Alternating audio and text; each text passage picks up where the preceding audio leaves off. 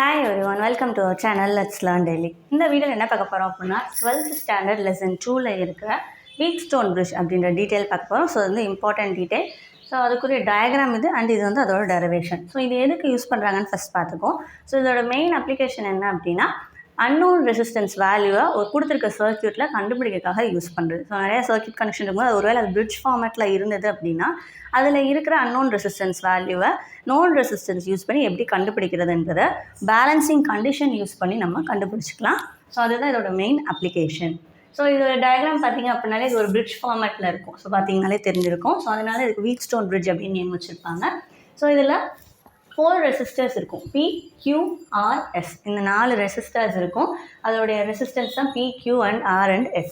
So நடுவில் பார்த்தீங்க அப்படின்னா அந்த ஜங்ஷன் கொடுத்துருக்காங்க பாருங்கள். Pயும் Rயும் ஜாயின் ஆகிற ஜங்ஷன் A அண்ட் Qவும் Sவும் ஜாயின் ஆகிற ஜங்ஷன் C.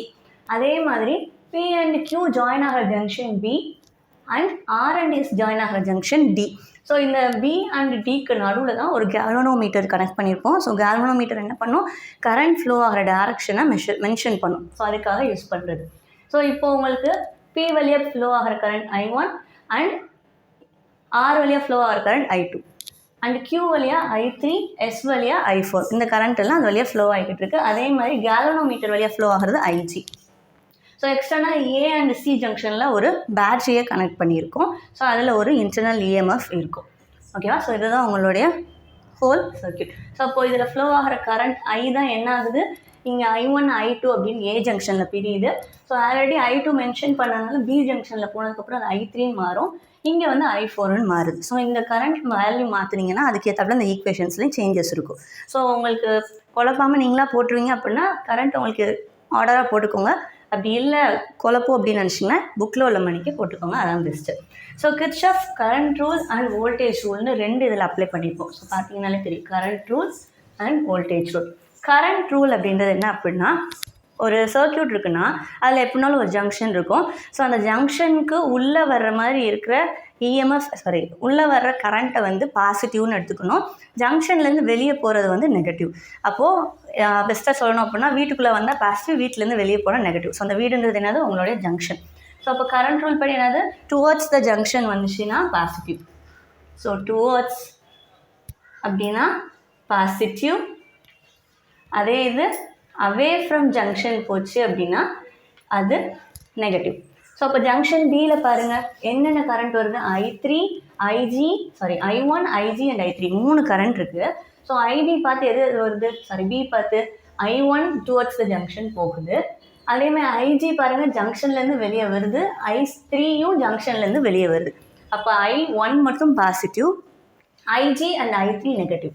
ஸோ அதனால் at junction B I1 minus, ஏன்னா I1 towards junction, I3 and IG away from junction. So minus IG minus I3 equal to 0. So இந்த ஜங்ஷனில் பார்த்தீங்கன்னா இந்த 3 கரண்ட் தான் இருக்கும். ஸோ உங்களுக்கு பார்த்தாலே தெரிஞ்சிருக்கும். அதேமாதிரி இப்போ இந்த ஜங்ஷனில் பாருங்கள், ஸோ இதில் இந்த ஹாஃப் மட்டும்தான் வரும்.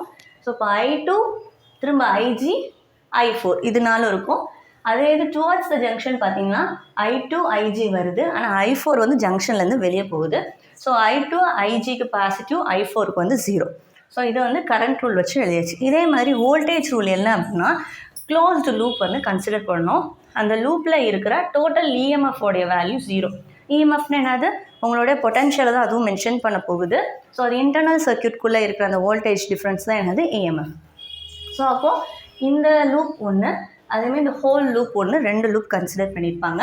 ஸோ அப்போது டோட்டல் EMFன்னு என்னது, பொட்டன்ஷியலோடைய ஈக்குவேஷன் என்னது, V equal to IR.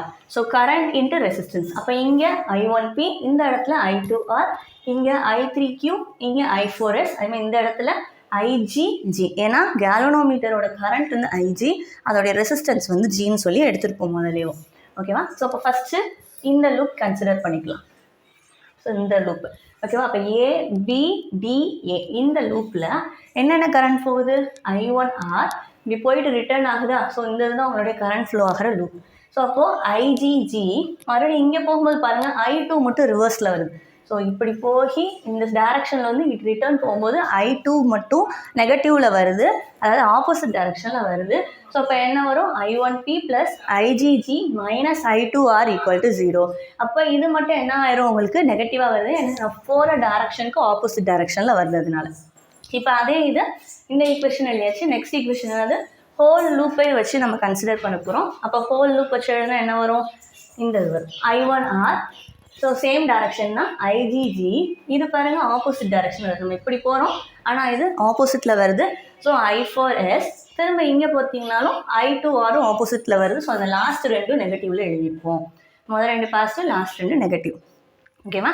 So அப்போ கரண்ட் ஃப்ளோ டைரக்ஷன் பார்த்துக்கணும். இப்படி போயிட்டு இப்படி வரல பாசிட்டிவ், இது ரெண்டும் ஆப்போசிட்டில் வருது. ஸோ அது மட்டும் நெகட்டிவ்.